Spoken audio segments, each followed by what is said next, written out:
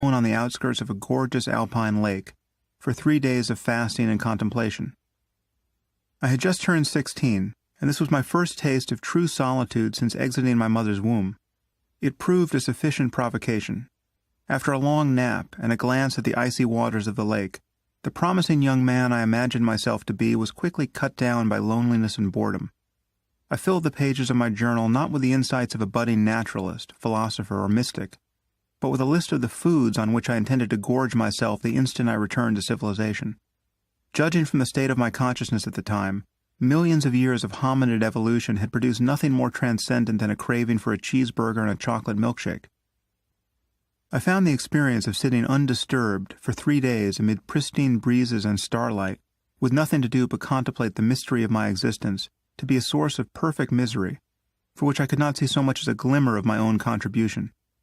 My letters home, in their plaintiveness and self-pity, rivaled any written at Shiloh or Gallipoli. So I was more than a little surprised when several members of our party, most of whom were a decade older than I, described their days and nights of solitude in positive, even transformational terms. I simply didn't know what to make of their claims to happiness. How could someone's happiness increase when all the material sources of pleasure and distraction had been removed? At that age, the nature of my own mind did not interest me. Only my life did, and I was utterly oblivious to how different life would be if the quality of my mind were to change. Our minds are all we have. They are all we have ever had, and they are all we can offer others. This might not be obvious, especially when there are aspects of your life that seem in need of improvement, when your goals are unrealized, when you are struggling to find a career, or you have relationships that need repairing. But it's the truth. Every experience you have ever had has been shaped by your mind. Every relationship is as good or as bad as it is because of the minds involved. If you're perpetually angry, depressed, confused, and unloving, or your attention is elsewhere, it won't matter how successful you become or who is in your life. You won't enjoy any of it. Most of us could easily compile a list of goals we want to achieve or personal problems that need to be solved. But what is the real significance of every item on such a list? Everything we want to accomplish, to paint the house, learn a new language, find a better job, is something that promises that, if done, it would allow us to finally relax and enjoy our lives in the present. Generally speaking, this is a false hope. I'm not denying the importance of achieving one's goals, maintaining one's health, or keeping one's children clothed and fed. But most of us spend our time seeking happiness and security without acknowledging the underlying purpose of our search. Each of us is looking for a path back to the present. We're trying to find good enough reasons to be satisfied now. Acknowledging that this is the structure of the game we are playing allows us to play it differently. How we pay attention to the present moment largely determines the character of our experience, and therefore the quality of our lives. Mystics and contemplatives have made this claim for ages, but a growing body of scientific research now bears it out. A few years after my first painful encounter with solitude, in the winter of 1987, I took the drug 3,4-methylenedioxy-N-methylamphetamine, MDMA, commonly known as ecstasy, and my sense of the human mind's potential shifted profoundly. Although MDMA would become ubiquitous at dance clubs and raves in the 1990s, at that time I didn't know anyone of my generation who had tried it. One evening, a few months before my 20th birthday, a close friend and I decided to take the drug. The setting of our experiment bore little resemblance to the conditions of Dionysian abandon under which MDMA is now often consumed. We were alone in a house, seated across from each other on opposite ends of a couch, and engaged in quiet conversation as the chemical worked its way into our heads.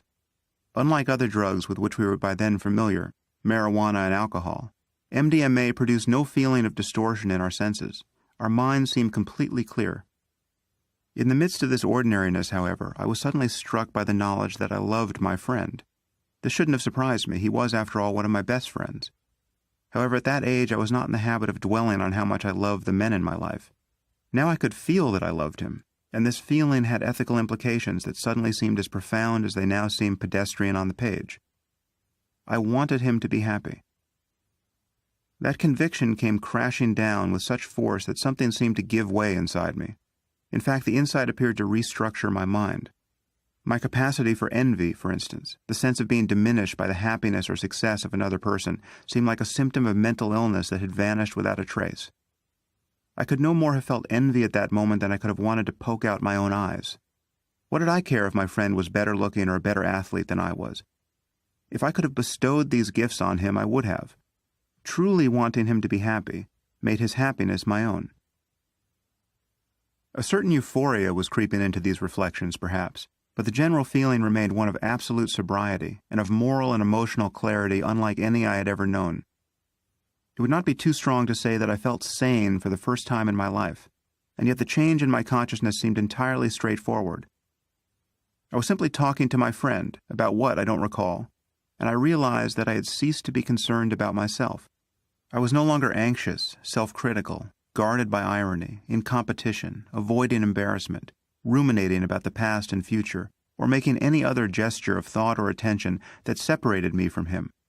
I was no longer watching myself through another person's eyes.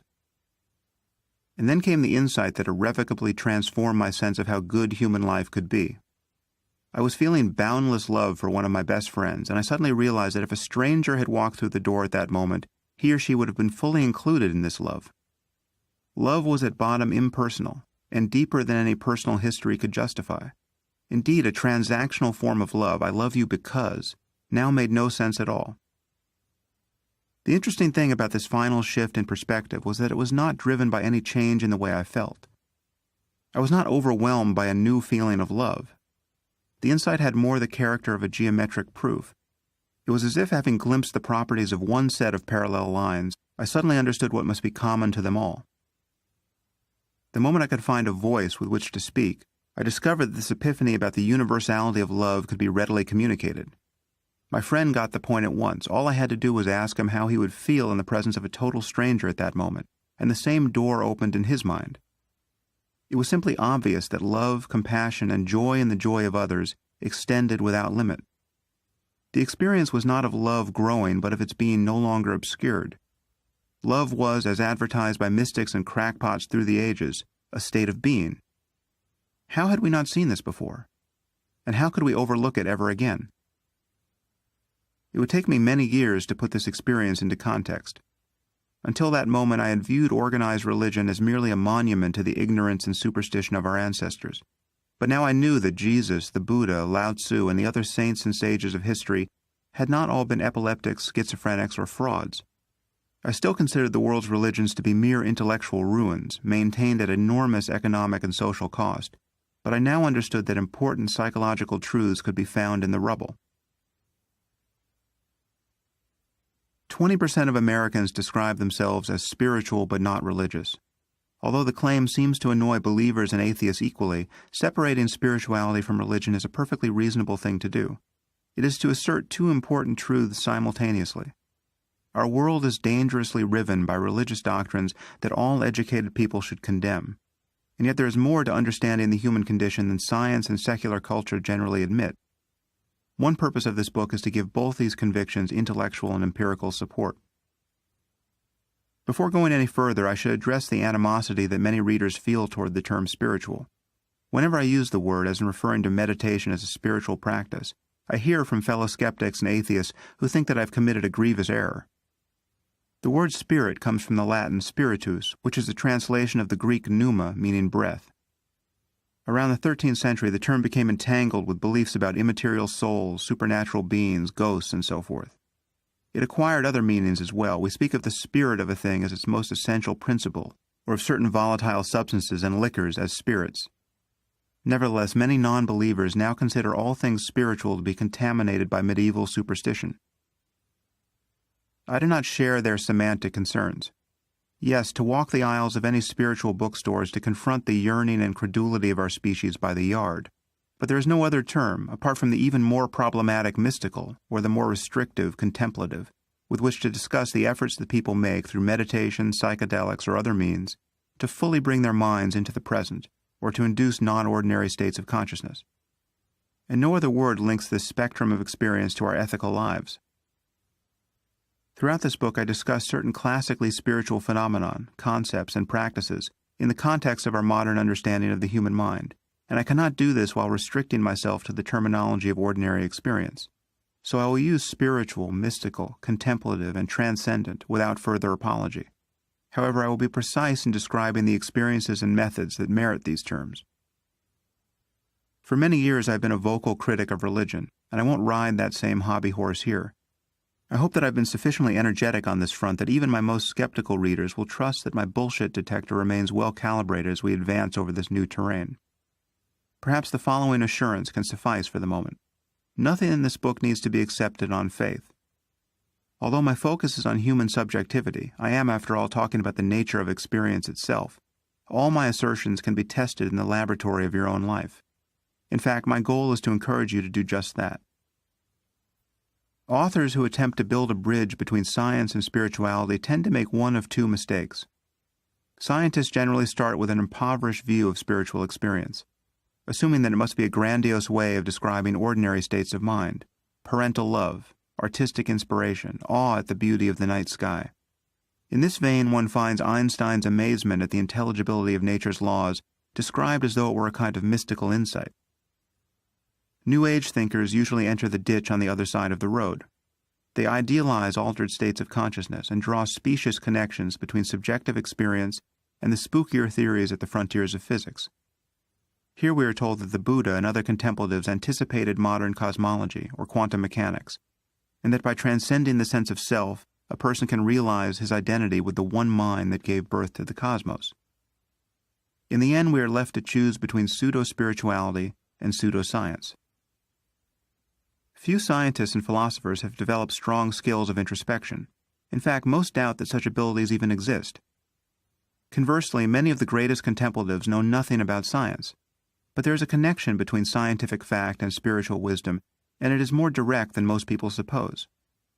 Although the insights we can have in meditation tell us nothing about the origins of the universe, they do confirm some well-established truths about the human mind.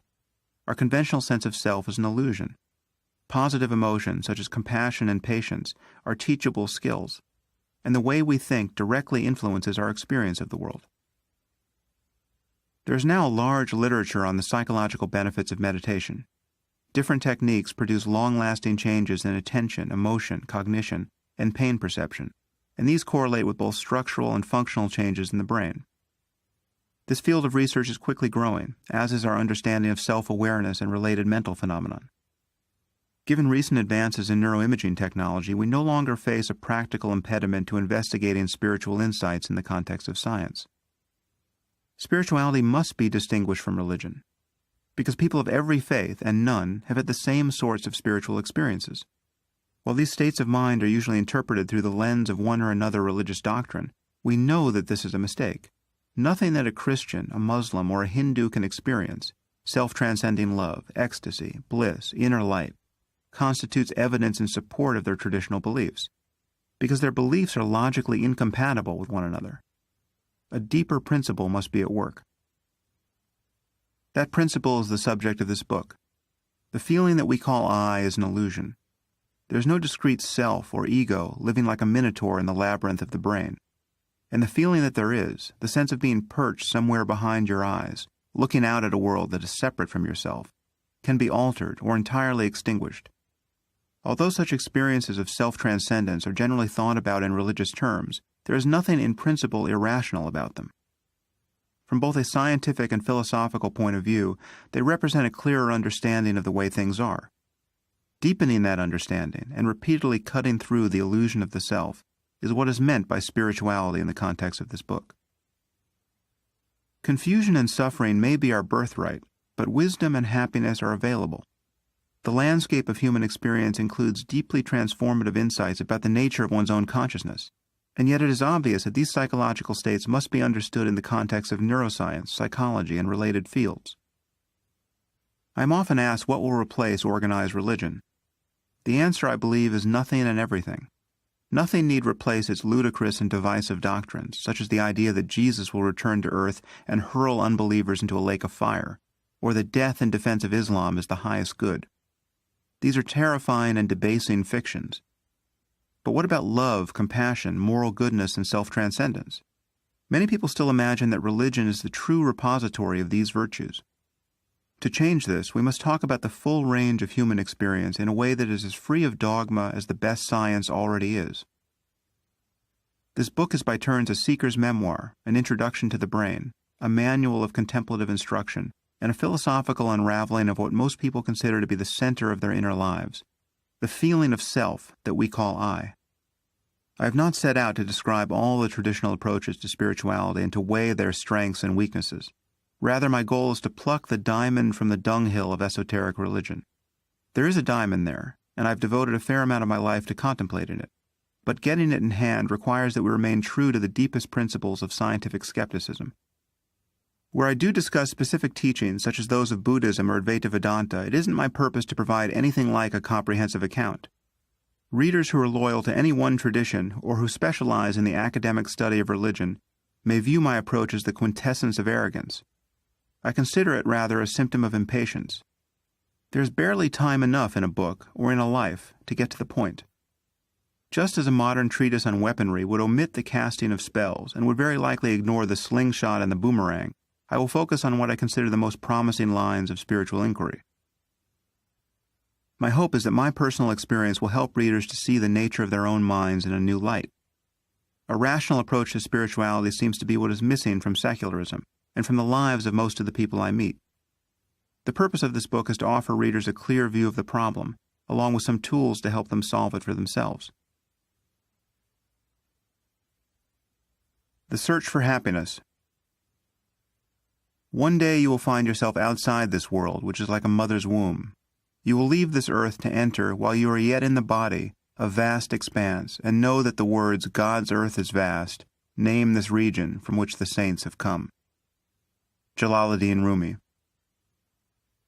I share the concern expressed by many atheists that the terms spiritual and mystical are often used to make claims not merely about the quality of certain experiences, but about reality at large.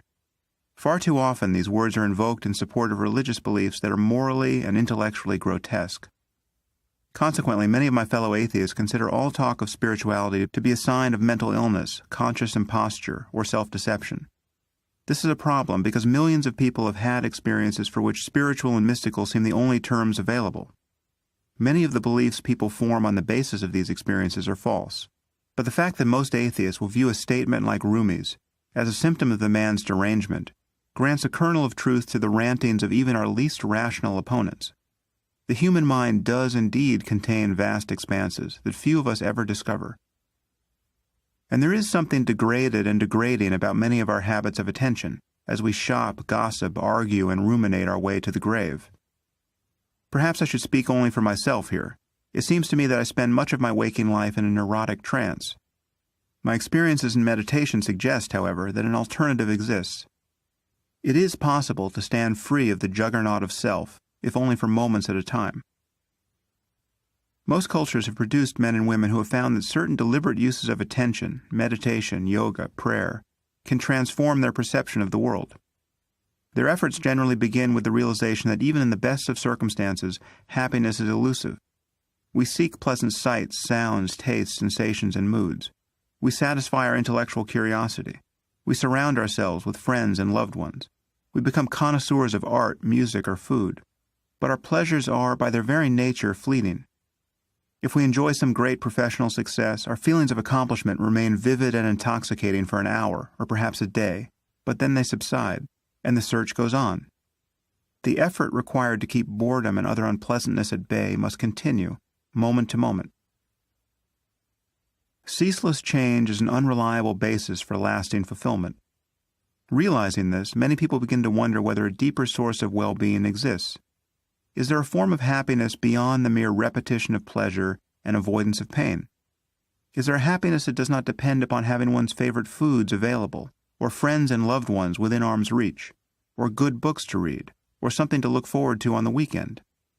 Is it possible to be happy before anything happens, before one's desires are gratified, in spite of life's difficulties, in the very midst of physical pain, old age, disease, and death?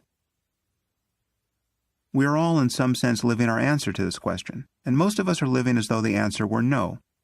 No, nothing is more profound than repeating one's pleasures and avoiding one's pains. Nothing is more profound than seeking satisfaction, sensory, emotional, and intellectual, moment after moment. Just keep your foot on the gas until you run out of road. Certain people, however, come to suspect that human existence might encompass more than this. Many of them are led to suspect this by religion, by the claims of the Buddha or Jesus or some other celebrated figure. And such people often begin to practice various disciplines of attention as a means of examining their experiences closely enough to see whether a deeper source of well-being exists. They may even sequester themselves in caves or monasteries for months or years at a time to facilitate this process. Why would a person do this? No doubt there are many motives for retreating from the world, and some of them are psychologically unhealthy. In its wisest form, however, the exercise amounts to a very simple experiment. Here is its logic. If there exists a source of psychological well-being that does not depend upon merely gratifying one's desires, then it should be present even when all the usual sources of pleasure have been removed.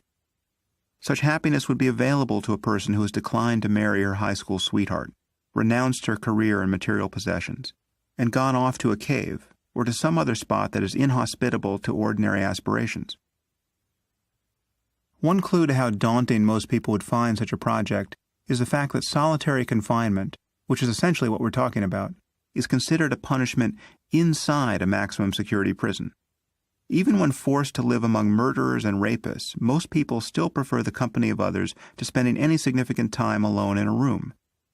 And yet contemplatives in many traditions claim to have experienced extraordinary depths of psychological well-being while living in isolation for vast stretches of time. How should we interpret this? Either the contemplative literature is a catalog of religious delusion, psychopathology, and deliberate fraud, or people have been having liberating insights under the name of spirituality and mysticism for millennia. Unlike many atheists, I have spent much of my life seeking experiences of the kind that gave rise to the world's religions. Despite the painful results of my first few days alone in the mountains of Colorado, I later studied with a wide range of monks, lamas, yogis, and other contemplatives, some of whom had lived for decades in seclusion doing nothing but meditating. In the process, I spent 2 years on silent retreat myself, in increments of 1 week to 3 months, practicing various techniques of meditation for 12 to 18 hours a day. I can attest that when one goes into silence and meditates for weeks or months at a time, doing nothing else, not speaking, reading, or writing, just making a moment-to-moment effort to observe the contents of consciousness, one has experiences that are generally unavailable to people who have not undertaken a similar practice. I believe that such states of mind have a lot to say about the nature of consciousness and the possibilities of human well-being. Leaving aside the metaphysics, mythology, and sectarian dogma, what contemplatives throughout history have discovered is that there is an alternative to being continuously spellbound by the conversation we are having with ourselves. There is an alternative to simply identifying with the next thought that pops into consciousness, and glimpsing this alternative dispels the conventional illusion of the self. Most traditions of spirituality also suggest a connection between self-transcendence and living ethically. Not all good feelings have an ethical valence, and pathological forms of ecstasy surely exist. I have no doubt, for instance, that many suicide bombers feel extraordinarily good just before they detonate themselves in a crowd. But there are also forms of mental pleasure that are intrinsically ethical. As I indicated earlier, for some states of consciousness, a phrase like boundless love does not seem overblown.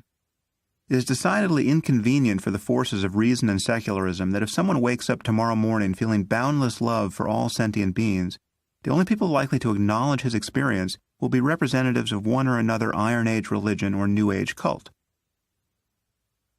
Most of us are far wiser than we may appear to be. We know how to keep our relationships in order, to use our time well, to improve our health, to lose weight, to learn valuable skills, and to solve many other riddles of existence. But following even the straight and open path to happiness is hard.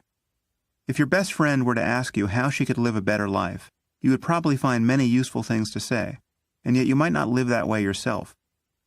On one level, wisdom is nothing more profound than an ability to follow one's own advice. However, there are deeper insights to be had about the nature of our minds. Unfortunately, they have been discussed entirely in the context of religion, and therefore have been shrouded in fallacy and superstition for all of human history. The problem of finding happiness in this world arrives with our first breath, and our needs and desires seem to multiply by the hour. To spend any time in the presence of a young child is to witness a mind ceaselessly buffeted by joy and sorrow. As we grow older, our laughter and tears become less gratuitous, perhaps, but the same process of change continues. One roiling complex of thought and emotion is followed by the next, like waves in the ocean. Seeking, finding, maintaining, and safeguarding our well-being is the great project to which we are all devoted, whether or not we choose to think in these terms. This is not to say that we want mere pleasure or the easiest possible life. Many things require extraordinary effort to accomplish, and some of us have learned to enjoy the struggle. Any athlete knows that certain kinds of pain can be exquisitely pleasurable. The burn of lifting weights, for instance, would be excruciating if it were a symptom of terminal illness. But because it is associated with health and fitness, most people find it enjoyable. Here we see that cognition and emotion are not separate. The way we think about experience can completely determine how we feel about it. And we always face tensions and trade-offs. In some moments we crave excitement and in others rest. We might love the taste of wine and chocolate, but rarely for breakfast. Whatever the context, our minds are perpetually moving, generally toward pleasure or its imagined source, and away from pain. I am not the first person to have noticed this. Our struggle to navigate the space of possible pains and pleasures produces most of human culture. Medical science attempts to prolong our health and to reduce the suffering associated with illness, aging, and death. All forms of media cater to our thirst for information and entertainment. Political and economic institutions seek to ensure our peaceful collaboration with one another, and the police or the military is summoned when they fail. Beyond ensuring our survival, civilization is a vast machine invented by the human mind to regulate its states. We are ever in the process of creating and repairing a world that our minds want to be in. And wherever we look, we see the evidence of our successes and our failures. Unfortunately, failure enjoys a natural advantage. Wrong answers to any problem outnumber right ones by a wide margin, and it seems that it will always be easier to break things than to fix them. Despite the beauty of our world and the scope of human accomplishment, it is hard not to worry that the forces of chaos will triumph, not merely in the end, but in every moment. Our pleasures, however refined or easily acquired, are by their very nature fleeting. They begin to subside the instant they arise, only to be replaced by fresh desires or feelings of discomfort. You can't get enough of your favorite meal until, in the next moment, you find that you are so stuffed as to nearly require the attention of a surgeon. And yet, by some quirk of physics, you still have room for dessert. The pleasure of dessert lasts a few seconds, and then the lingering taste in your mouth must be banished by a drink of water. The warmth of the sun feels wonderful on your skin, but soon it becomes too much of a good thing. A move to the shade brings immediate relief, but after a minute or two, the breeze is just a little too cold. Do you have a sweater in the car? Let's take a look. Yes, there it is. You're warm now, but you notice that your sweater has seen better days. Does it make you look carefree or disheveled? Perhaps it's time to go shopping for something new. And so it goes. We seem to do little more than lurch between wanting and not wanting. Thus the question naturally arises, is there more to life than this? Might it be possible to feel much better, in every sense of better, than one tends to feel? Is it possible to find lasting fulfillment despite the inevitability of change? Spiritual life begins with a suspicion that the answer to such questions could well be yes. And a true spiritual practitioner is someone who has discovered that it is possible to be at ease in the world for no reason, if only for a few moments at a time, and that such ease is synonymous with transcending the apparent boundaries of the self. Those who have never tasted such peace of mind might view these assertions as highly suspect. Nevertheless, it is a fact that a condition of selfless well-being is there to be glimpsed in each moment. Of course, I'm not claiming to have experienced all such states, but I meet many people who appear to have experienced none of them, and these people often profess to have no interest in spiritual life. This is not surprising. The phenomenon of self-transcendence is generally sought and interpreted in a religious context, and it is precisely the sort of experience that tends to increase a person's faith. How many Christians, having once felt their hearts grow as wide as the world, will decide to ditch Christianity and proclaim their atheism? Not many, I suspect. How many people who have never felt anything of the kind become atheists? I don't know, but there's little doubt that these mental states act as a kind of filter. The faithful count them in support of ancient dogma, and their absence gives non-believers further reason to reject religion. This is a difficult problem for me to address in the context of a book, because many readers and listeners will have no idea what I'm talking about when I describe certain spiritual experiences, and might assume that the assertions I'm making must be accepted on faith. Religious readers present a different challenge. They may think they know exactly what I'm describing, but only insofar as it aligns with one or another religious doctrine. It seems to me that both of these attitudes present impressive obstacles to understanding spirituality in the way that I intend. I can only hope that, whatever your background, you will approach the exercises presented in this book with an open mind.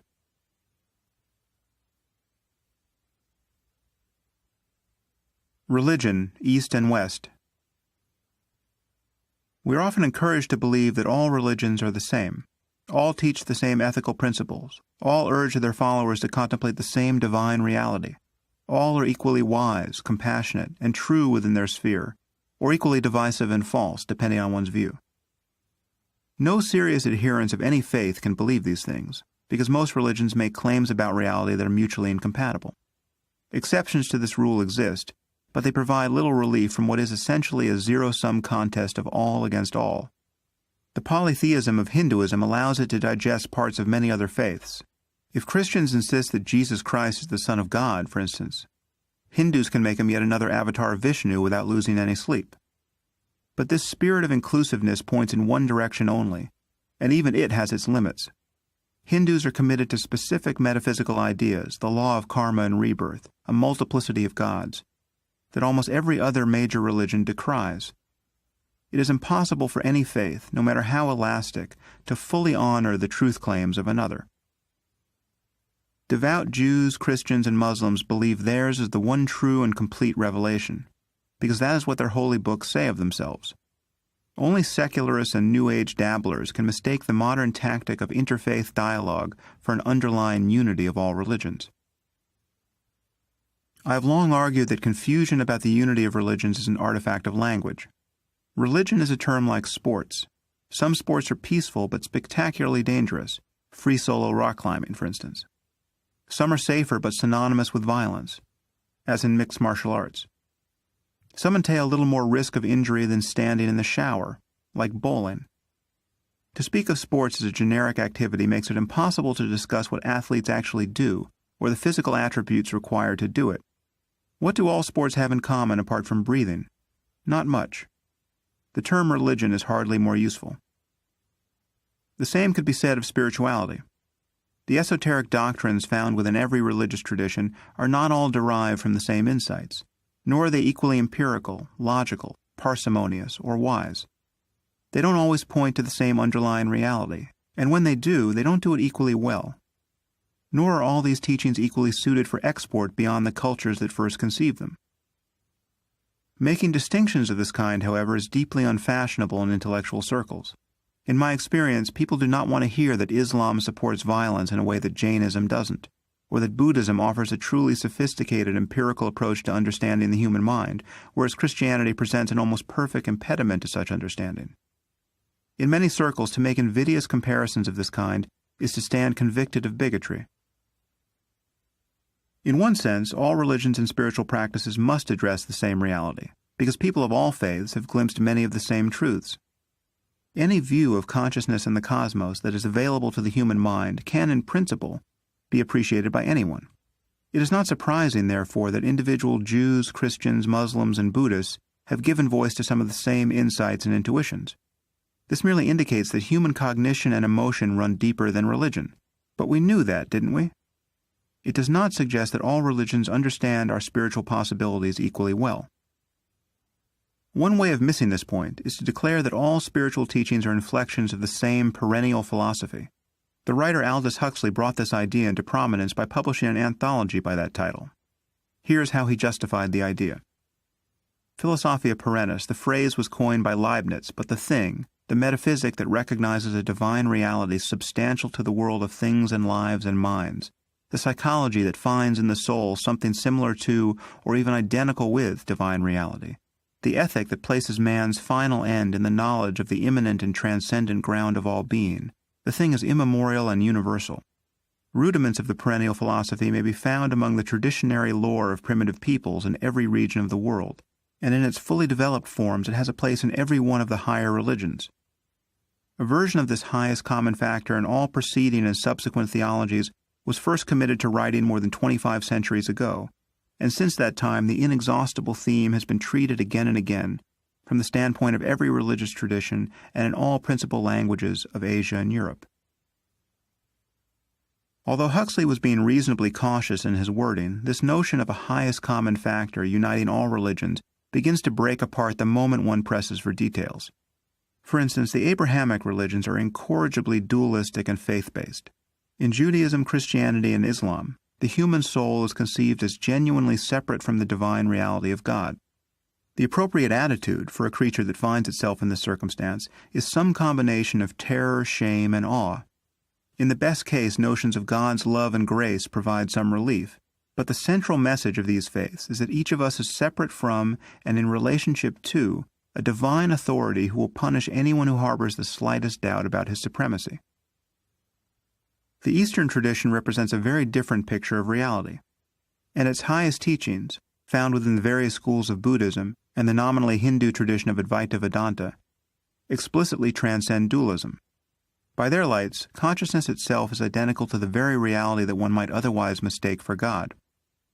While these teachings make metaphysical claims that any serious student of science should find incredible, they center on a range of experiences that the doctrines of Judaism, Christianity, and Islam rule out of bounds.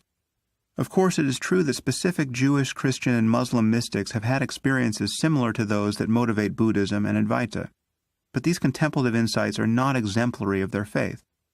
Rather, they are anomalies that Western mystics have always struggled to understand and to honor, often at considerable personal risk.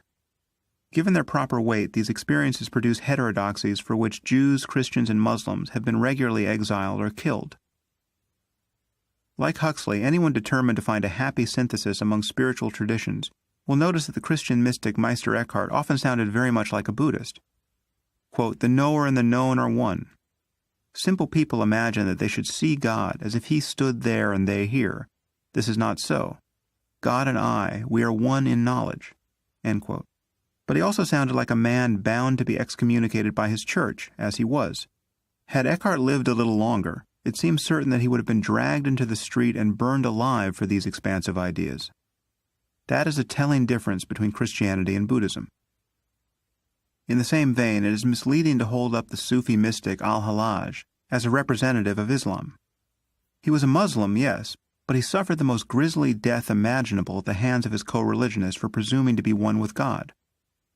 Both Eckhart and al-Hallaj gave voice to an experience of self-transcendence that any human being can, in principle, enjoy.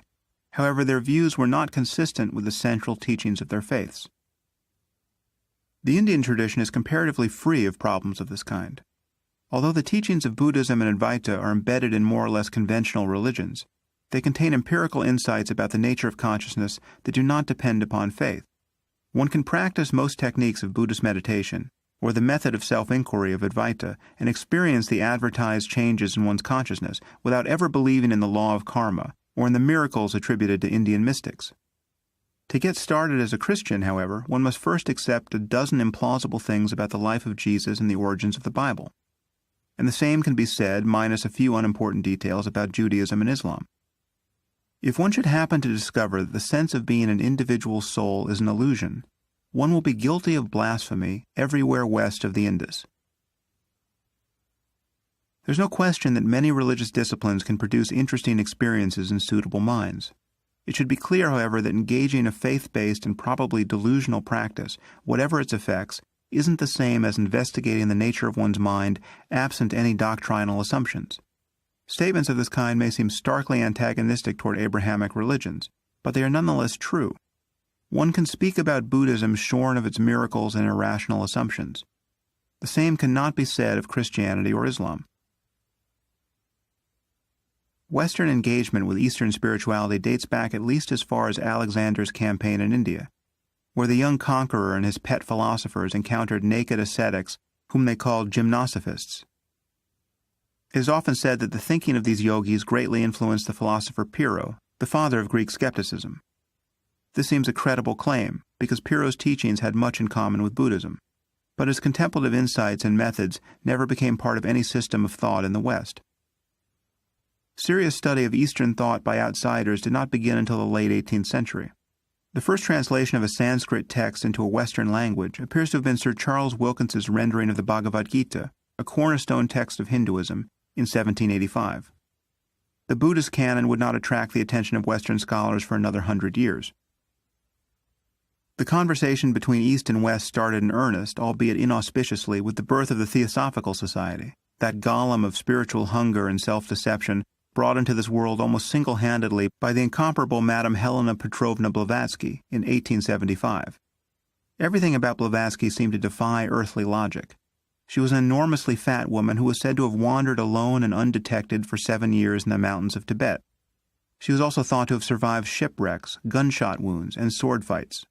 Even less persuasively, she claimed to be in psychic contact with members of the Great White Brotherhood of Ascended Masters, a collection of immortals responsible for the evolution and maintenance of the entire cosmos. Their leader hailed from the planet Venus, but lived in the mythical kingdom of Shambhala, which Blavatsky placed somewhere in the vicinity of the Gobi Desert. With the suspiciously bureaucratic name the Lord of the World, he supervised the work of other adepts, including the Buddha, Maitreya, Mahachonan, and one Kuthumi, who appears to have had nothing better to do on behalf of the cosmos than to impart its secrets to Blavatsky. It is always surprising when a person attracts legions of followers and builds a large organization on their largesse while peddling penny arcade mythology of this kind. But perhaps this was less remarkable at a time when even the best educated people were still struggling to come to terms with electricity, evolution, and the existence of other planets. We can easily forget how suddenly the world had shrunk and the cosmos expanded as the 19th century came to a close. The geographical boundaries between distant cultures had been stripped away by trade and conquest. One could now order a gin and tonic almost everywhere on Earth, and yet the reality of unseen forces and alien worlds was a daily focus of the most careful scientific research. Inevitably, cross-cultural and scientific discoveries were mingled in the popular imagination with religious dogma and traditional occultism. In fact, this had been happening at the highest level of human thought for more than a century. It is always instructive to recall that the father of modern physics, Isaac Newton, squandered a considerable portion of his genius on the study of theology, biblical prophecy, and alchemy. The inability to distinguish the strange but true from the merely strange was common enough in Blavatsky's time, as it is in our own. Blavatsky's contemporary Joseph Smith, a libidinous con man and crackpot, was able to found a new religion on the claim that he unearthed the final revelations of God in the hallowed precincts of Manchester, New York, written in, quote, reformed Egyptian on golden plates. He decoded this text with the aid of magical seer stones, which, whether magic or not, allowed Smith to produce an English version of God's Word that was an embarrassing pastiche of plagiarisms from the Bible and silly lies about Jesus' life in America. And yet the resulting edifice of nonsense and taboo survives to this day. A more modern cult, Scientology, leverages human credulity to an even greater degree.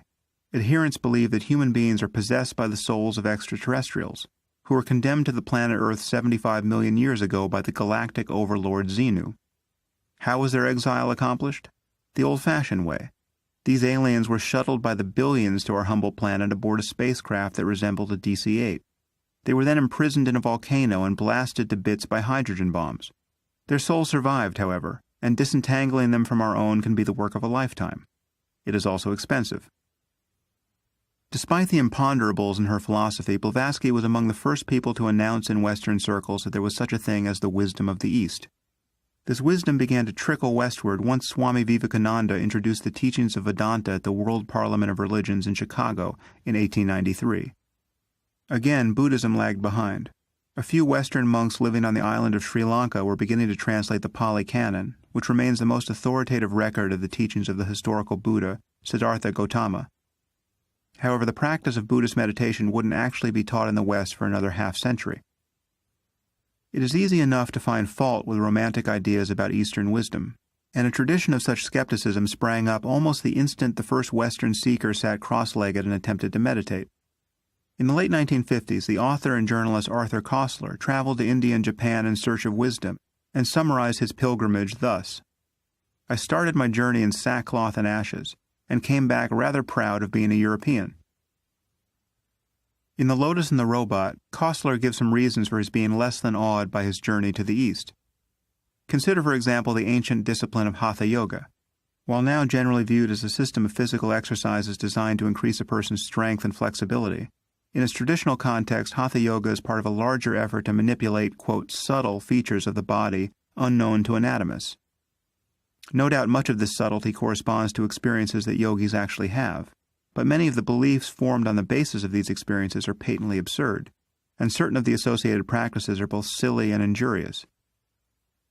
Kostler reports that the aspiring yogi is traditionally encouraged to lengthen his tongue, even going so far as to cut the frenulum, the membrane that anchors the tongue to the floor of the mouth, and stretch the soft palate.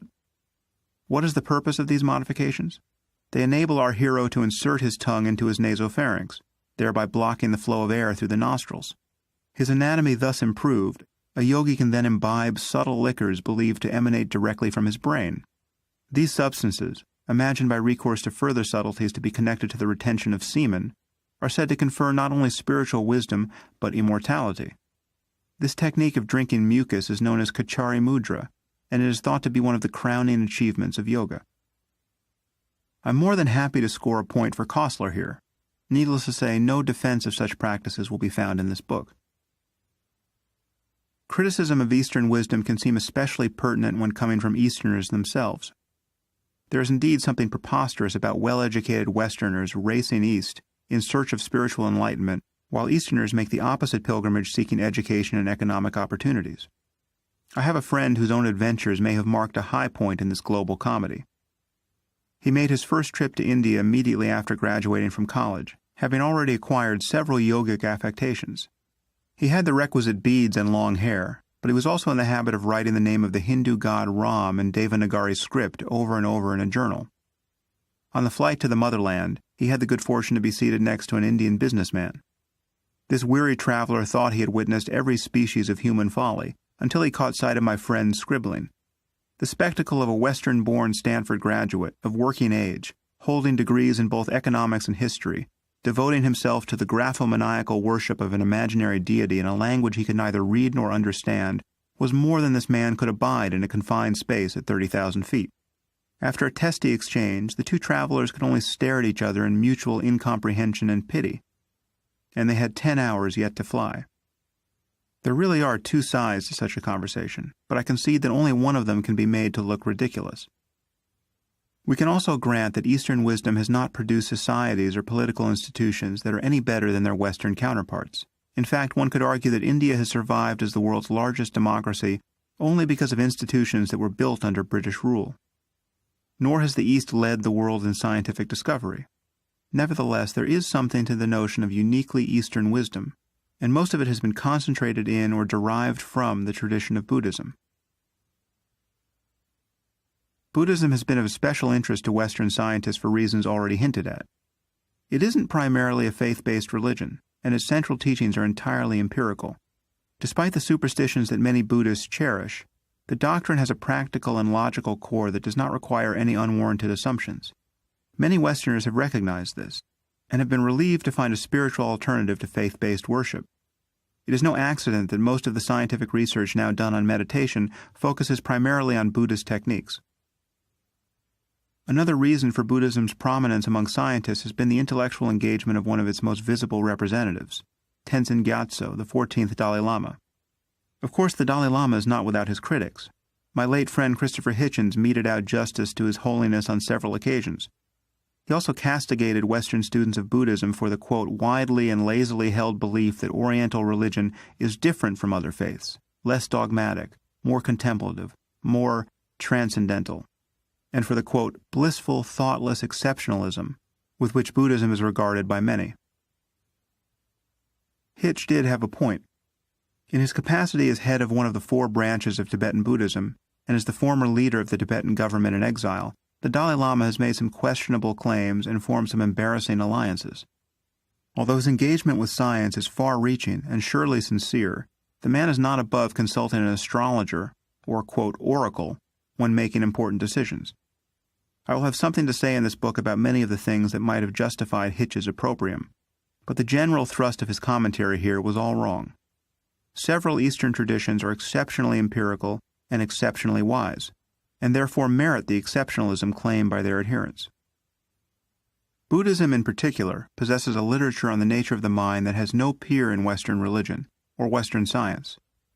Some of these teachings are cluttered with metaphysical assumptions that should provoke our doubts, but many aren't. And when engaged as a set of hypotheses by which to investigate the mind and deepen one's ethical life, Buddhism can be an entirely rational enterprise. Unlike the doctrines of Judaism, Christianity, and Islam, the teachings of Buddhism are not considered by their adherents to be the product of infallible revelation. They are rather empirical instructions. If you do X, you will experience Y.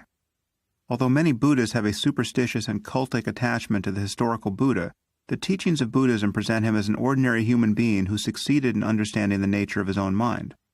Buddha means awakened one, and Siddhartha Gautama was merely a man who woke up from the dream of being a separate self. Compare this with the Christian view of Jesus, who is imagined to be the son of the creator of the universe.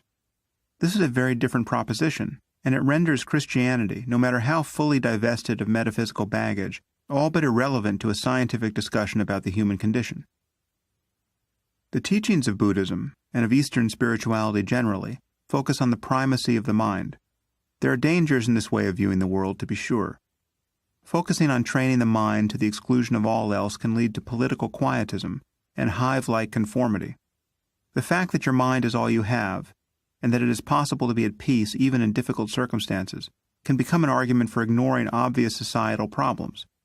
But it is not a compelling one. The world is in desperate need of improvement. In global terms, freedom and prosperity remain the exception, and yet this doesn't mean we need to be miserable while we work for the common good. In fact, the teachings of Buddhism emphasize a connection between ethical and spiritual life. Making progress in one domain lays a foundation for progress in the other. One can, for instance, spend long periods of time in contemplative solitude for the purpose of becoming a better person in the world, having better relationships, being more honest and compassionate, and therefore more helpful to one's fellow human beings. Being wisely selfish and being selfless can amount to very much the same thing. There are centuries of anecdotal testimony on this point, and as we will see, the scientific study of the mind has begun to bear it out. There is now little question that how one uses one's attention, moment to moment, largely determines what kind of person one becomes. Our minds and lives are largely shaped by how we use them. Although the experience of self-transcendence is in principle available to everyone, this possibility is only weakly attested to in the religious and philosophical literature of the West. Only Buddhists and students of Advaita Vedanta, which appears to have been heavily influenced by Buddhism, have been absolutely clear in asserting that spiritual life consists in overcoming the illusion of the self by paying close attention to our experience in the present moment. As I wrote in my first book, The End of Faith, the disparity between Eastern and Western spirituality resembles that found between Eastern and Western medicine, with the arrow of embarrassment pointing in the opposite direction. Humanity did not understand the biology of cancer, develop antibiotics and vaccines, or sequence the human genome under an Eastern sun. Consequently, real medicine is almost entirely a product of Western science. Insofar as specific techniques of Eastern medicine actually work, they must conform, whether by design or by happenstance, to the principles of biology as we have come to know them in the West. This is not to say that Western medicine is complete. In a few decades, many of our current practices will seem barbaric. One need only ponder the list of side effects that accompany most medications to appreciate that these are terribly blunt instruments. Nevertheless, most of our knowledge about the human body and about the physical universe generally emerged in the West. The rest is instinct, folklore, bewilderment, and untimely death. An honest comparison of spiritual traditions, Eastern and Western, proves equally invidious. As manuals for contemplative understanding, the Bible and the Quran are worse than useless. Whatever wisdom can be found in their pages is never best found there, and it is subverted time and again by ancient savagery and superstition. Again, one must deploy the necessary caveats. I am not saying that most Buddhists or Hindus have been sophisticated contemplatives. Their traditions have spawned many of the same pathologies we see elsewhere among the faithful: dogmatism, anti-intellectualism, tribalism, otherworldliness. However, the empirical difference between the central teachings of Buddhism and Advaita and those of Western monotheism is difficult to overstate. One can traverse the Eastern paths simply by becoming interested in the nature of one's own mind, especially in the immediate causes of psychological suffering, and by paying closer attention to one's experience in every present moment. There is in truth nothing one need believe. The teachings of Buddhism and Advaita are best viewed as lab manuals and explorer's logs, detailing the results of empirical research on the nature of human consciousness. Nearly every geographical or linguistic barrier to the free exchange of ideas has now fallen away. It seems to me, therefore, that educated people no longer have a right to any form of spiritual provincialism. The truths of Eastern spirituality are now no more Eastern than the truths of Western science are Western. We are merely talking about human consciousness and its possible states. My purpose in writing this book is to encourage you to investigate certain contemplative insights for yourself, without accepting the metaphysical ideas that they inspired in ignorant and isolated peoples of the past. A final word of caution.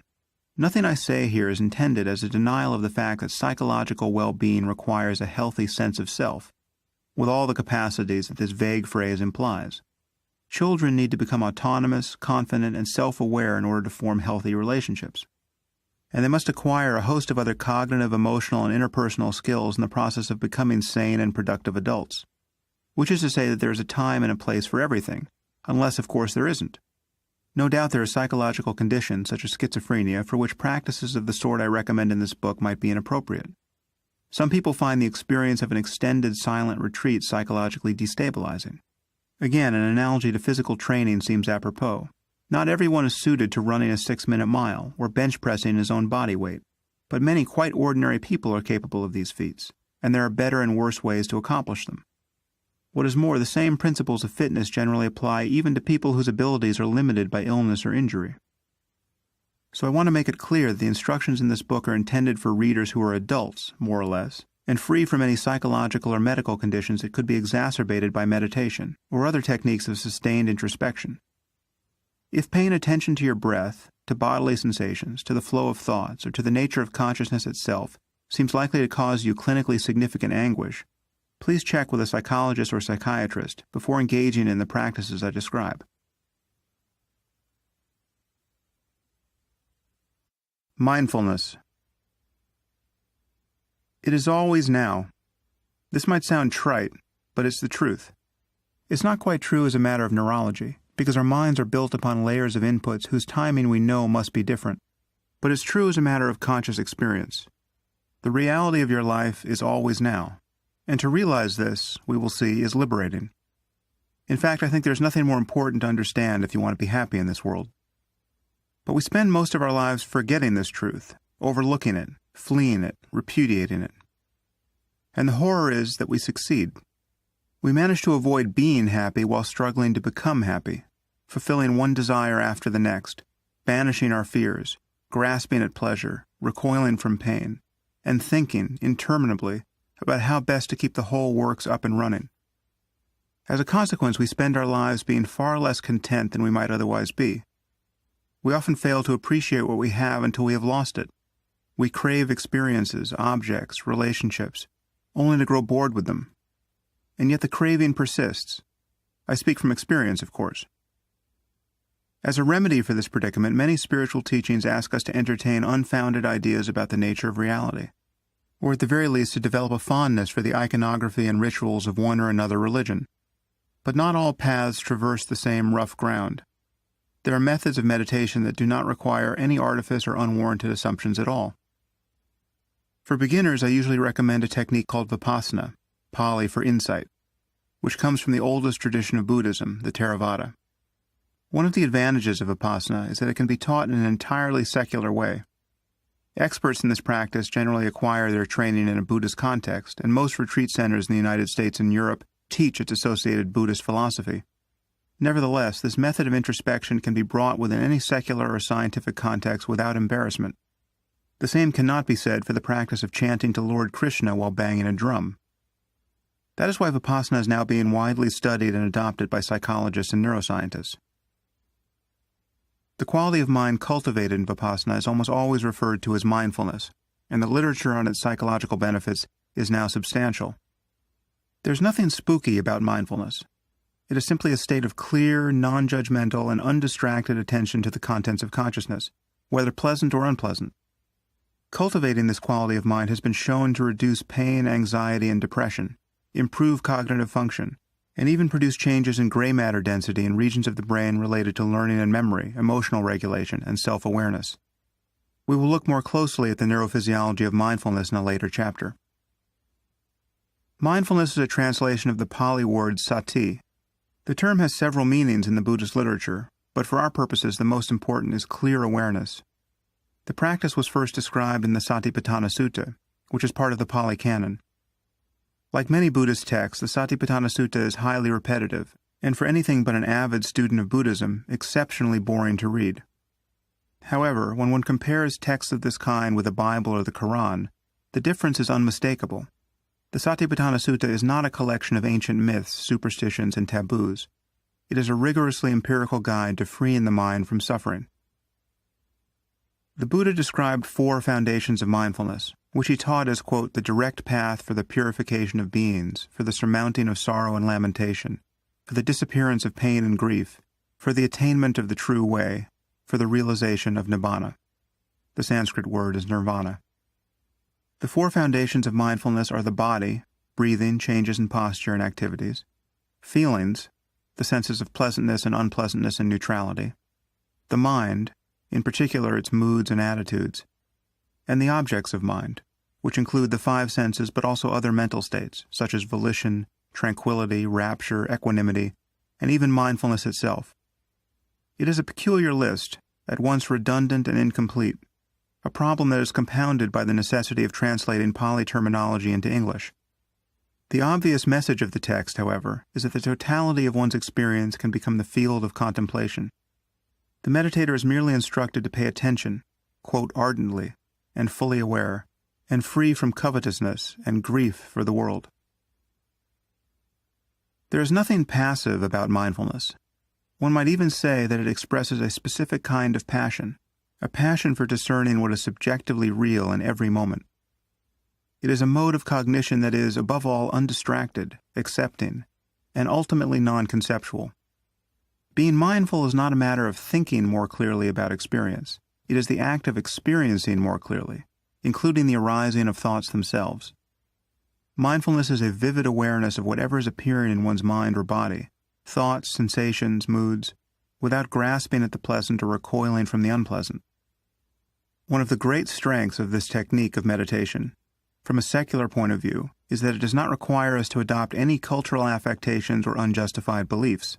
It simply demands that we pay close attention to the flow of our experience in each moment. The principal enemy of mindfulness or any meditative practice is our deeply conditioned habit of being distracted by thoughts. The problem is not thoughts themselves, but the state of thinking without knowing that we are thinking. In fact, thoughts of all kinds can be perfectly good objects of mindfulness. In the early stages of one's practice, however, the arising of thought will be more or less synonymous with distraction, that is, with a failure to meditate. Most people who believe they are meditating are merely thinking with their eyes closed. By practicing mindfulness, however, one can awaken from the dream of discursive thought and begin to see each arising image, idea, or bit of language vanish without a trace. What remains is consciousness itself, with its attendant sights, sounds, sensations, and thoughts, appearing and changing in every moment. In the beginning of one's meditation practice, the difference between ordinary experience and what one comes to consider mindfulness is not very clear, and it takes some training to distinguish between being lost in thought and seeing thoughts for what they are. In this sense, learning to meditate is just like acquiring any other skill. It takes many thousands of repetitions to throw a good jab or to coax music from the strings of a guitar. With practice, mindfulness becomes a well-formed habit of attention, and the difference between it and ordinary thinking will become increasingly clear. Eventually, it begins to seem as if you are repeatedly awakening from a dream to find yourself safely in bed. No matter how terrible the dream, the relief is instantaneous. And yet it is difficult to stay awake for more than a few seconds at a time. My friend Joseph Goldstein, one of the finest Vipassana teachers I know, likens this shift in awareness to the experience of being fully immersed in a film, and then suddenly realizing that you're sitting in a theater watching a mere play of light on a wall. Your perception is unchanged, but the spell is broken. Most of us spend every waking moment lost in the movie of our lives. Until we see that an alternative to this enchantment exists, we are entirely at the mercy of appearances. Again, the difference I'm describing is not a matter of achieving a new conceptual understanding or of adopting new beliefs about the nature of reality. The change comes when we experience the present moment prior to the arising of thought. The Buddha taught mindfulness as the appropriate response to the truth of dukkha, usually translated from the Pali, somewhat misleadingly, as suffering. A better translation would be unsatisfactoriness. Suffering may not be inherent in life, but unsatisfactoriness is. We crave lasting happiness in the midst of change. Our bodies age, cherished objects break, pleasures fade, relationships fail. Our attachment to the good things in life and our aversion to the bad amount to a denial of these realities, and this inevitably leads to feelings of dissatisfaction. Mindfulness is a technique for achieving equanimity amid the flux, allowing us to simply be aware of the quality of experience in each moment, whether pleasant or unpleasant.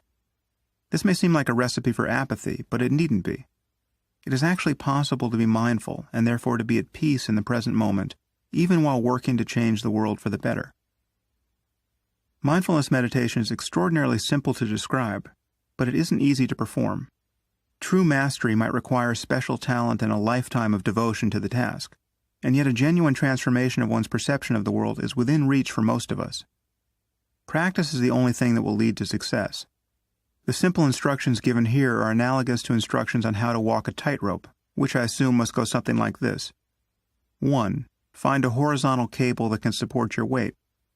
2. Stand on one end. 3.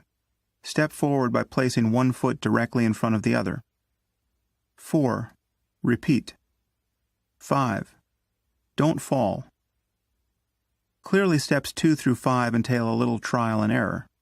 Happily, the benefits of training in meditation arrive long before mastery does, and falling, for our purposes, occurs almost ceaselessly, every time we become lost in thought. Again, the problem is not thoughts themselves, but the state of thinking without being fully aware that we are thinking. As every meditator soon discovers, distraction is the normal condition of our minds. Most of us topple from the wire every second, whether gliding happily into reverie or plunging into fear, anger, self-hatred, or other negative states of mind. Meditation is a technique for waking up. The goal is to come out of the trance of discursive thinking and to stop reflexively grasping at the pleasant and recoiling from the unpleasant, so that we can enjoy a mind undisturbed by worry, merely open like the sky, and effortlessly aware of the flow of experience in the present. How to meditate. Sit comfortably with your spine erect, either in a chair or cross-legged on a cushion. Close your eyes and take a few deep breaths, and feel the points of contact between your body and the chair or the floor.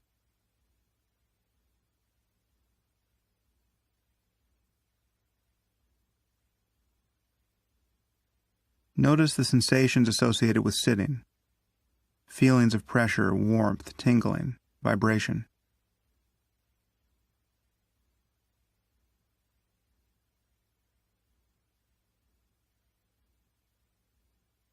Now gradually become aware of the process of breathing. Pay attention to wherever you feel the breath most distinctly, either at your nostrils or in the rising and falling of your abdomen.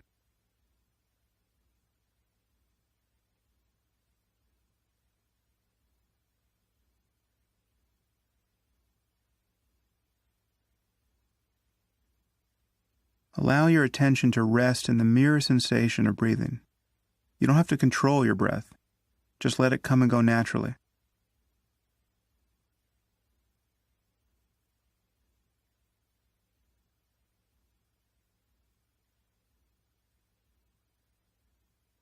Every time your mind wanders into thought, just gently return it to the breath.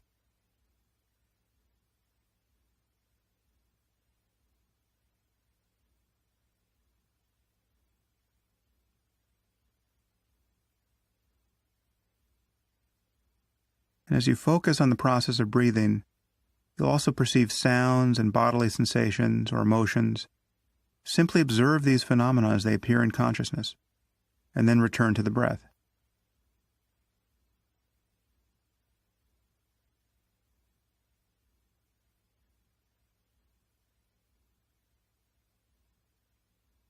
And the moment you notice that you've been lost in thought, observe the present thought itself as an object of consciousness. Watch what happens to it. And then return your attention to the breath or to any sounds or sensations arising in the next moment.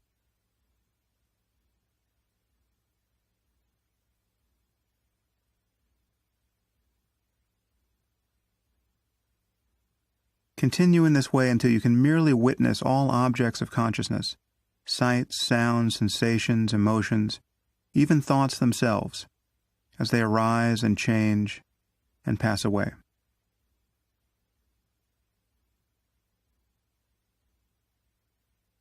Those who are new to this practice generally find it useful to hear instructions of this kind spoken aloud during the course of a meditation session. I've posted guided meditations of varying length on my website.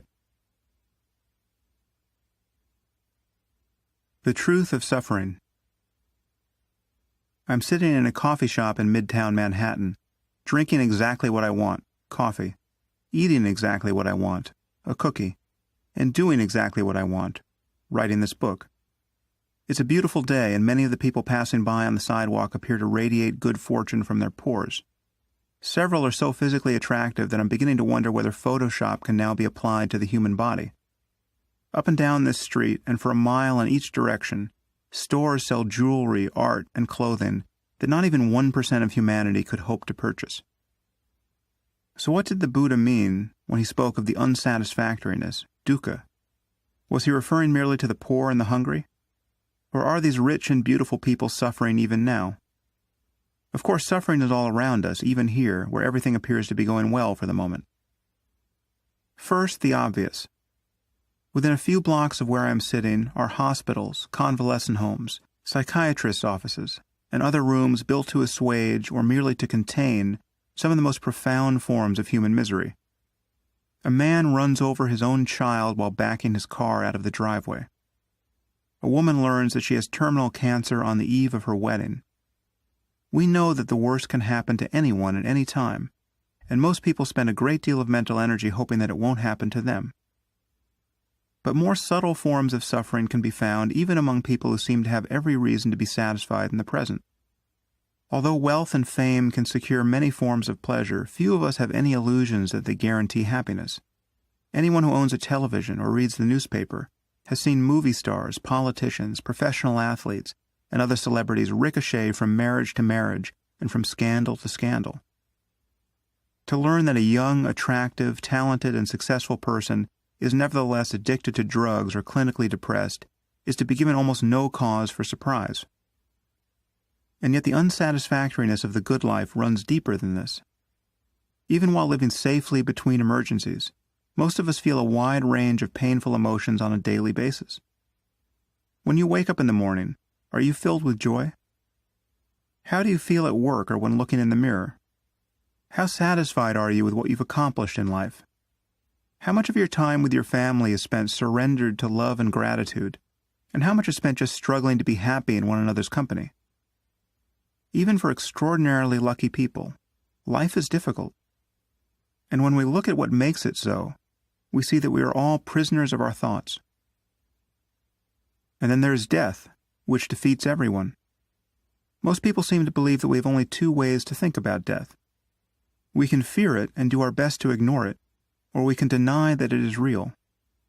The first strategy leads to a life of conventional worldliness and distraction. We merely strive for pleasure and success and do our best to keep the reality of death out of view. The second strategy is the province of religion, which assures us that death is but a doorway to another world, and that the most important opportunities in life occur after the lifetime of the body. But there's another path, and it seems to be the only one compatible with intellectual honesty. That path is the subject of this book. Enlightenment. What is enlightenment, which is so often said to be the ultimate goal of meditation? There are many esoteric details that we can safely ignore, disagreements among contemplative traditions about what exactly is gained or lost at the end of the spiritual path. Many of these claims are preposterous. Within most schools of Buddhism, for instance, a Buddha, whether the historical Buddha Siddhartha Gautama or any other person who attains the state of, quote, full enlightenment, is generally described as omniscient. Just what this means is open to a fair bit of cavilling. But however narrowly defined, the claim is absurd. If the historical Buddha were omniscient, he would have been at minimum a better mathematician, physicist, biologist, and Jeopardy contestant than any person who has ever lived. Is it reasonable to expect that an ascetic in the 5th century BC, by virtue of his meditative insights, spontaneously became an unprecedented genius in every field of human inquiry, including those which did not exist at the time in which he lived? Would Siddhartha Gautama have awed Kurt Gödel, Alan Turing, John von Neumann, and Claude Shannon with his command of mathematical logic and information theory? Of course not. To think otherwise is pure religious piety. Any extension of the notion of omniscience to procedural knowledge, that is, knowing how to do something, would render the Buddha capable of painting the Sistine Chapel in the morning and demolishing Roger Federer at center court in the afternoon. Is there any reason to believe that Siddhartha Gautama or any other celebrated contemplative possessed such abilities by virtue of his spiritual practice? None whatsoever. Nevertheless, many Buddhists believe that Buddhas can do all these things and more. Again, this is religious dogmatism, not a rational approach to spiritual life. I make no claims in support of magic or miracles in this book. However, I can say that the true goal of meditation is more profound than most people realize, and it does in fact encompass many of the experiences that traditional mystics claim for themselves. It is quite possible to lose one's sense of being a separate self, and to experience a kind of boundless open awareness, to feel, in other words, at one with the cosmos. This says a lot about the possibilities of human consciousness, but it says nothing about the universe at large, and it sheds no light at all on the relationship between mind and matter. The fact that it is possible to love one's neighbor as oneself should be a great finding for the field of psychology, but it lends absolutely no credence to the claim that Jesus was the Son of God, or even that God exists. Nor does it suggest that the, quote, energy of love somehow pervades the cosmos. These are historical and metaphysical claims that personal experience cannot justify. However, a phenomenon like self-transcending love does entitle us to make claims about the human mind, and this particular experience is so well attested and so readily achieved by those who devote themselves to specific practices, the Buddhist technique of metta meditation, for instance, or who even take the right drug, MDMA, that there is very little controversy that it exists. Facts of this kind must now be understood in a rational context. The traditional goal of meditation is to arrive at a state of well-being that is imperturbable, or if perturbed, easily regained. The French monk Mathieu Ricard describes such happiness as, quote, a deep sense of flourishing that arises from an exceptionally healthy mind. The purpose of meditation is to recognize that you already have such a mind. That discovery, in turn, helps you to cease doing the things that produce needless confusion and suffering for yourself and others. Of course, most people never truly master the practice and don't reach a condition of imperturbable happiness. The near goal, therefore, is to have an increasingly healthy mind. That is, to be moving one's mind in the right direction. There is nothing novel about trying to become happy, and one can become happy, within certain limits, without any recourse to the practice of meditation. But conventional sources of happiness are unreliable, being dependent upon changing conditions. It is difficult to raise a happy family, to keep yourself and those you love healthy, to acquire wealth and find creative and fulfilling ways to enjoy it, to form deep friendships, to contribute to society in ways that are emotionally rewarding, to perfect a wide variety of artistic, athletic, and intellectual skills, and to keep the machinery of happiness running day after day. There's nothing wrong with being fulfilled in all these ways, except for the fact that if you pay close attention, you will see that there is still something wrong with it. These forms of happiness aren't good enough. Our feelings of fulfillment do not last, and the stress of life continues. So what would a spiritual master be master of? At a minimum, she will no longer suffer certain cognitive and emotional illusions. Above all, she will no longer feel identical to her thoughts. Once again, this is not to say that such a person will no longer think, but she will no longer succumb to the primary confusion that thoughts produce in most of us. She will no longer feel that there is an inner self who is a thinker of these thoughts. Such a person will naturally maintain an openness and serenity of mind that is available to most of us only for brief moments, even after years of practice. I remain agnostic as to whether anyone has achieved such a state permanently, but I know from direct experience that it is possible to be far more enlightened than I tend to be. The question of whether enlightenment is a permanent state need not detain us. The crucial point is that you can glimpse something about the nature of consciousness that will liberate you from suffering in the present.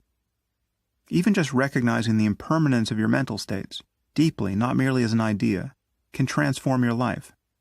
Every mental state you have ever had has arisen and then passed away.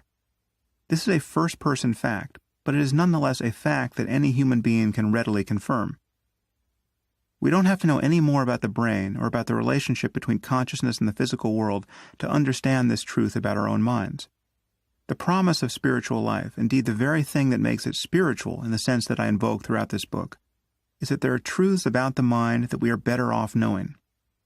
What we need to become happier and to make the world a better place is not more pious illusions, but a clearer understanding of the way things are. The moment we admit to the possibility of attaining contemplative insights and of training one's mind for that purpose, we must acknowledge that people naturally fall at different points on a continuum between ignorance and wisdom. Part of this range will be considered, quote, normal. But normal isn't necessarily a happy place to be. Just as a person's physical body and abilities can be refined, Olympic athletes are not normal. One's mental life can deepen and expand on the basis of talent and training. This is nearly self-evident, but it remains a controversial point. No one hesitates to admit the role of talent and training in the context of physical and intellectual pursuits. I have never met another person who denied that some of us are stronger, more athletic, or more learned than others. But many people find it difficult to acknowledge that a continuum of moral and spiritual wisdom exists, or that there might be better and worse ways to traverse it. Stages of spiritual development, therefore, appear unavoidable. Just as we must grow into adulthood physically, and we can fail to mature or become sick or injured along the way, our minds develop by degrees. One can't learn sophisticated skills such as syllogistic reasoning, algebra, or irony until one has acquired more basic skills. It seems to me that a healthy spiritual life can begin only once our physical, mental, social, and ethical lives have sufficiently matured. We must learn to use language before we can work with it creatively or understand its limits, and the conventional self must form before we can investigate it and understand that it is not what it appears to be. An ability to examine the contents of one's own consciousness clearly, dispassionately, and non-discursively, with sufficient attention to realize that no inner self exists, is a very sophisticated skill, and yet basic mindfulness can be practiced very early in life. Many people, including my wife, have successfully taught it to children as young as 6. At that age, and every age thereafter, it can be a powerful tool for self-regulation and self-awareness. Contemplatives have long understood that positive habits of mind are best viewed as skills that most of us learn imperfectly as we grow to adulthood. It is possible to become more focused, patient, and compassionate than one naturally tends to be, and there are many things to learn about how to be happy in this world. These are truths that Western psychological science has only recently begun to explore. Some people are content in the midst of deprivation and danger, while others are miserable despite having all the luck in the world. This is not to say that external circumstances do not matter, but it is your mind, rather than the circumstances themselves, that determines the quality of your life. Your mind is the basis of everything you experience and of every contribution you make to the lives of others. Given this fact, it makes sense to train it. Scientists and skeptics generally assume that the traditional claims of yogis and mystics must be exaggerated or simply delusional, and that the only rational purpose of meditation is limited to conventional, quote, stress reduction. Conversely, serious students of these practices often insist that even the most outlandish claims made by and about spiritual masters are true. I am attempting to lead you along a middle path between these extremes, one that preserves our scientific skepticism but acknowledges that it is possible to radically transform our minds.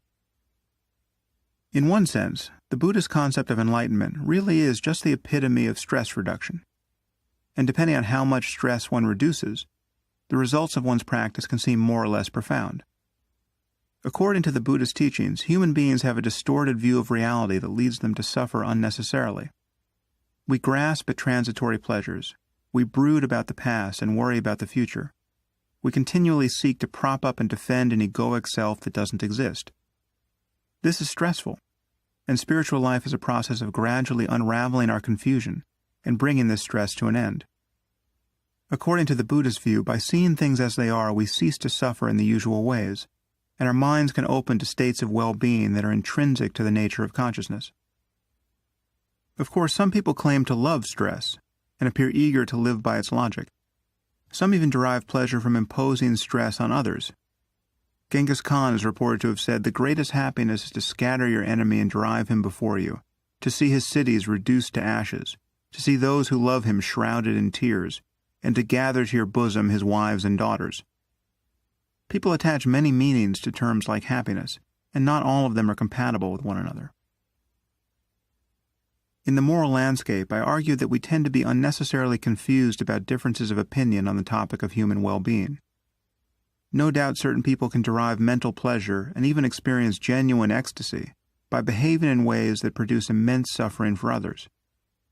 But we know that these states are anomalous, or at least not sustainable, because we depend upon one another for more or less everything. Whatever the associated pleasures, raping and pillaging can't be a stable strategy for finding happiness in this world. Given our social requirements, we know that the deepest and most durable forms of well-being must be compatible with an ethical concern for other people, even for complete strangers. Otherwise, violent conflict becomes inevitable. We also know that there are certain forms of happiness